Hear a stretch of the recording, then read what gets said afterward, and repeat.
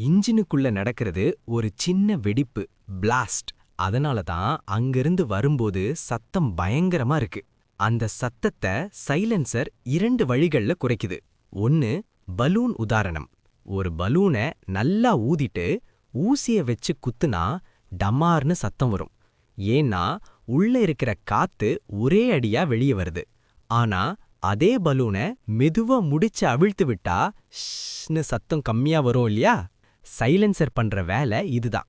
இன்ஜின்ல இருந்து வேகமா அழுத்தமா வர்ற புகைய அப்படியே விடாம மெதுவா ரிலீஸ் பண்ணும். வேகம் குறைந்தால் சத்தம் குறைஞ்சிடும். இரண்டாவது, உள்ளே ஒரு மினி லேப்ரிந்த். சைலன்சருக்குள்ள பாத்தீங்கன்னா சும்மா காலியா இருக்காது. அதுக்குள்ள நிறைய தடுப்புச் சுகர்கள், வளைந்த குழாய்கள்னு ஒரு குட்டி வீடு, மேஸ் மாதிரியே இருக்கும். இன்ஜின் சத்தம் நேரா வெளியே வராம இந்த சுவர்ல எல்லாம் மோதி மோதி வழி தெரியாம சுத்தி வரும்போது அதோட வேகம் குறைஞ்சிடும். ஒரே வரியில் சொல்ல வேண்டுமென்றால், சைலன்சர் காற்றின் அழுத்தத்தை குறைத்து ஒலி அலைகளை ஒன்றோடு ஒன்று மோதவிட்டு அழிக்கிறது.